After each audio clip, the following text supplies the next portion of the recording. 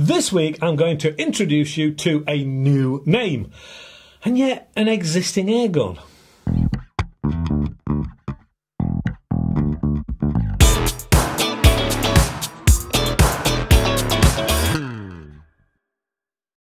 Hello and welcome to AAR on Air. Yes, this week is an airgun company that is probably going to be new to most people, but you may well recognise the product.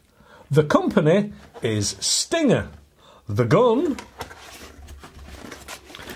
is the PCP pistol Diana.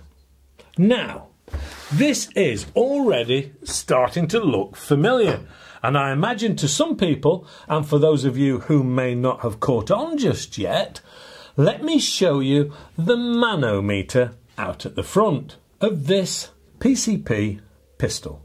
Recognise the name?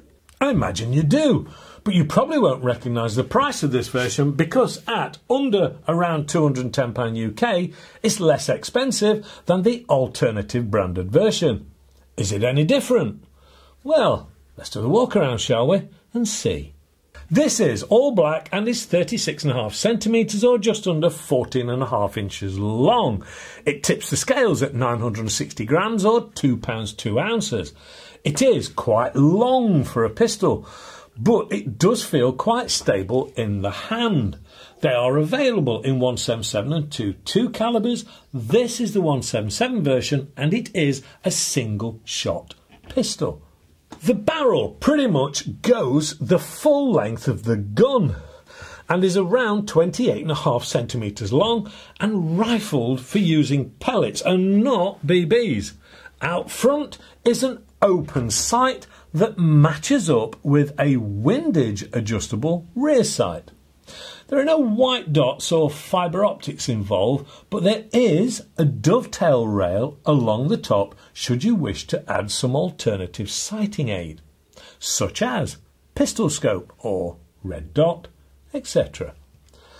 There is an oversized and very easy to read air gauge at the front, labelled up as Artemis, leaving me pondering if this is either made out of the same factory as the other company's versions, or they have been raiding each other's parts bins. I'll leave it up to you to decide.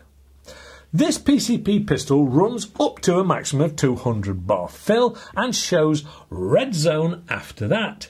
Keeping it in the green is going to be its ideal running pressure, and that is between 75 and 200 bar. Behind the gauge is the twist dust cover for the filler port, and the probe is supplied in the box and is also a quick snap probe to allow you to change from one gun to another on your pump or tank. Nice idea. The cylinder is behind this and then down to the trigger assembly and main body. On the body is the bold white lettering of Stinger, together with the numeric model number. The metal silver coloured trigger is a two-stage item with a nice first stage pull and a final pull weight of just over 2¼ pounds. So that's quite nice and light. There is a small amount of adjustment available if you want to change the trigger. Behind this is the black plastic grip, which is actually quite comfortable and gives a good finger to trigger position. Well, certainly for me it does. Now this gun is incredibly simple in design and action. The hammer is simply pull back and you're live and ready to fire. This is in effect the safety for the gun and can be released once cocked simply by holding the hammer back, squeeze the trigger and then slowly and carefully return the hammer home.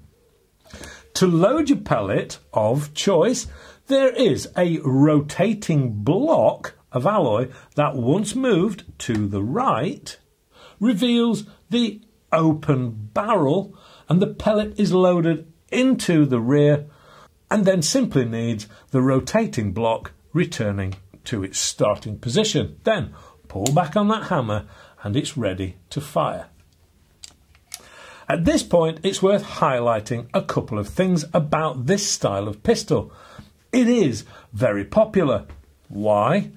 Well, it is actually a quality built item, a PCP, flexible on sighting options, and then the main reason, it's power. These are not a toy. They are right up there on the UK power levels. Indeed, the trick is keeping them down to that level, and there are a lot of people out there who wind these things up to even higher power levels. Now, that in itself isn't an issue if your country, county or state allows you to do that. Otherwise, you could find yourself on the wrong side of the law, and I wouldn't recommend you do that. Please take care. They are, more often than not, powerful enough to sort out a rat problem in close quarters, and with a red dot or the like on board, should be more than accurate enough to dispatch them cleanly. So what about the power level on this one? Let's get it over the chronograph, shall we? Using 8.44 grain JSBs, it saw 546 feet per second, which is a whopping 5.59 foot-pounds or 7.58 joules. Running 10.34 grains through it, it saw 495 feet per second, which is 5.63 foot-pounds or 7.63 joules. Like I said, they pack a punch. Let's get it out at 10 metres, shall we, and take a look at the accuracy with a red dot on board. Here goes. Nice day. I've been waiting for a day to come along that is dry and hopefully a bit less wind. We've still got a fair bit of breeze. It's not quite heavy, but it can affect it. Never mind, show must go on. Right, what have we got? The Stinger PCP pistol looks familiar, and I must admit I've got the Mark 1 version of this and I really like it. It is a nice gun. I've used this one before, or this type before. What I've actually done to give me a fighting chance, I've put a red dot on the top. We're out at 10 metres, say, bit of a breeze, but nice gun. Surprisingly accurate, the ones I've had before. They are rifled, so they should be okay. I'm not going to go through all different choices of pellets. I'm reliably informed that the QYSs are quite accurate, but then again they seem to be quite a quality pellet. And all it is, single shot, going to have a go, shooting down range. Let's see, there goes the door. Let's see how it fares. And how I fare as well, I suppose. Simple push open on the gate. It's a little fiddly, certainly with the 177, but I know on mine I've actually got like a dibber to actually help.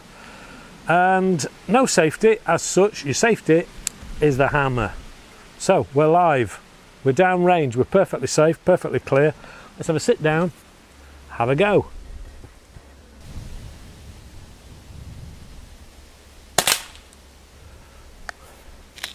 There's one. Ha! Looking pretty good. I love it when it goes like that and then the rest of it goes awry, but anyway, fingers crossed. We'll see if we can continue with it. The red dot is only roughly zeroed, so it's the grouping that we're really interested in.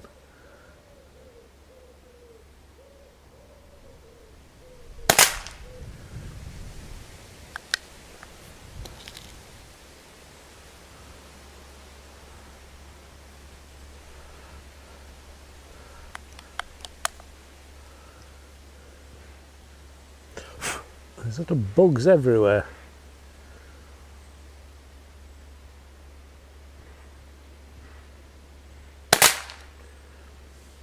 I do quite like these little red dots.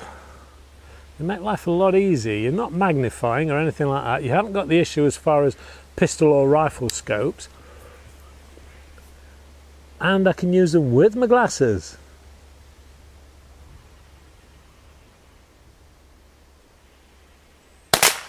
Which means I can see the target. rather than trying to shoot through open sights, which this does have, and they are adjustable, but they're only adjustable for windage. So they're not going to be perfect. Anybody who goes to the trouble of putting a rail on the top of a gun, that kind of tells me they want you to put a scope or some alternative sighting device. So it'd be rude not to.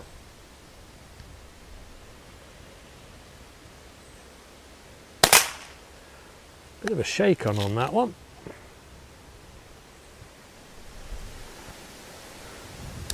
They do kick with a, they do hit with a fair old kick, a good old punch. Wind's getting up.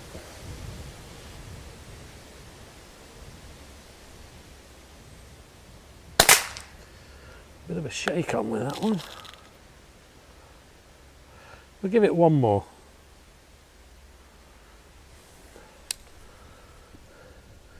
See if I can finish with my reputation intact.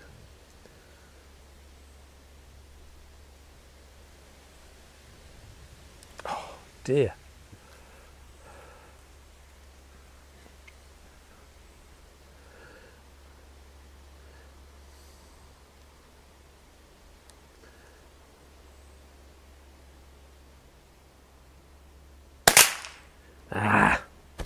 Never mind, it was doing really well up to that point. And let's go and have a quick look, shall we? It's all in safe. It's very difficult. I'll see if I can get it in the shade so you can see it. Maybe you can zoom in, although you'll lose some of the image quality. It's all, apart from that last one where I got a bit of a shake on my hand, in the centre box, which 10 metres pistol, yes, I'm resting, but they are accurate. They are pretty accurate. And anybody who's a better shooter than me should be able to put those pretty much in the same hole. I'm impressed. I've got one of these, as I say, I've got the Mark 1, the earlier version, and I do like them. They are very good, and they kick out some punch. You want to use it for a bit of ratting or something like that?